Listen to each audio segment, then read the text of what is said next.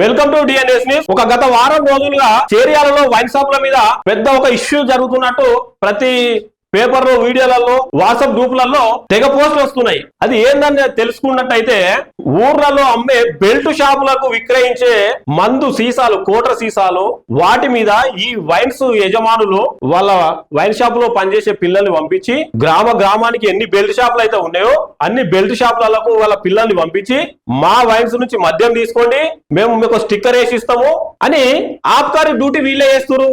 అసలు సిండికేట్లు అమ్మడం ఎందుకు, ప్రజల ఆరోగ్యాలను దెబ్బతీయడం ఎందుకు అంటే అవి ఈ ఊర్లో ఉన్న బెల్ట్ షాపులలో అమ్మే మందు నాణ్యమైన మందా లేదంటే కల్తీ మందు అనే ఒక డౌట్ తో ఈ చేరేల ప్రాంతం మొత్తం అనుకుంటారు.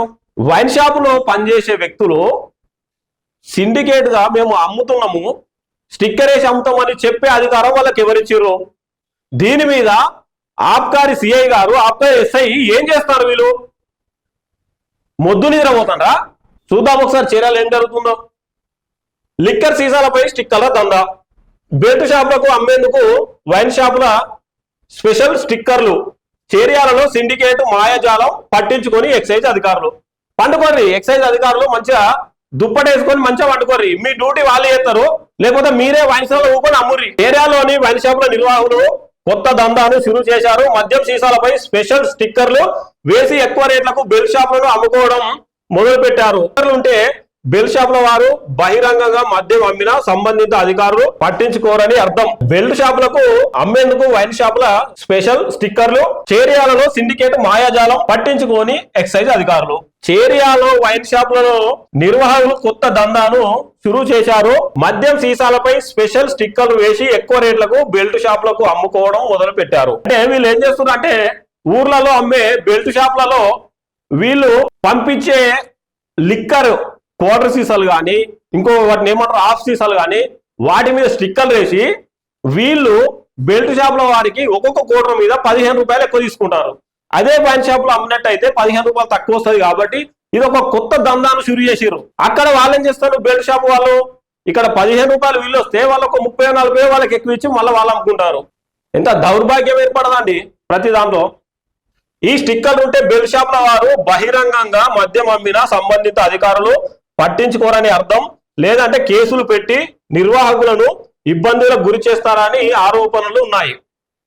దీంతో ఆ స్టిక్కర్ బెల్ట్ షాపులకు మద్యం అమ్మకానికి లైసెన్స్ గా మారిందని చెప్పవచ్చు.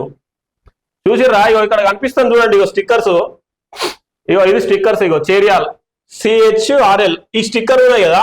ఇగో ఈ స్టిక్కర్, ఇది ఒక ఎగ్జాంపుల్, ఇది ఒక బీర్ బాటిల్.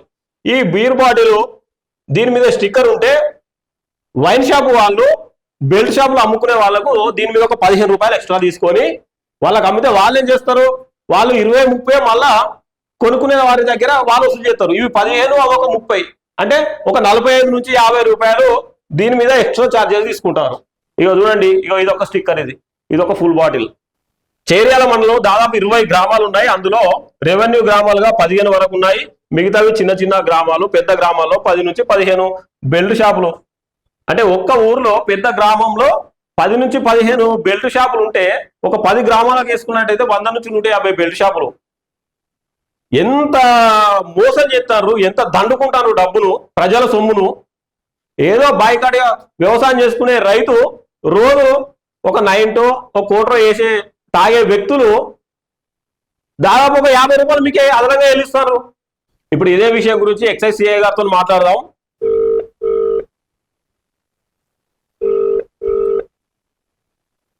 మీరు కాల్ చేస్తున్న వ్యక్తి సమాధానం ఇవ్వడం లేదు, దయచేసి. చూడండి, చీరాల ఎక్సైజ్ సిఐ గారు ఫోన్ లేపుతలేడు. ఆయన తీర్పాటం లేకుండా పనిచేస్తుండేవో ఏమో, మరి ఫోన్ లేపుతలేడు. దీని మీద వెంటనే చర్యలు తీసుకోకపోతే ఎక్సైజ్ డిపార్ట్మెంట్ మీద తగు చర్యలు తీసుకోవాలి. దీనికి సంబంధించిన పై అధికారులు ఎవరున్నారో తక్షణమే చేరియాల్లో ఉన్నటువంటి ఎక్సైజ్ ఎస్ఐ గారు, సిఐ గారి మీద తగు చర్యలు ఖచ్చితంగా తీసుకోవాలి. లేదంటే పేద ప్రజలకు ఎంతో ఇబ్బంది జరుగుతుంది. ఒక్కొక్క క్వార్టర్ మీద దాదాపు 50 రూపాయలు దండుకునే అన్నట్టు కనబడుతుంది. ఆలోచించండి.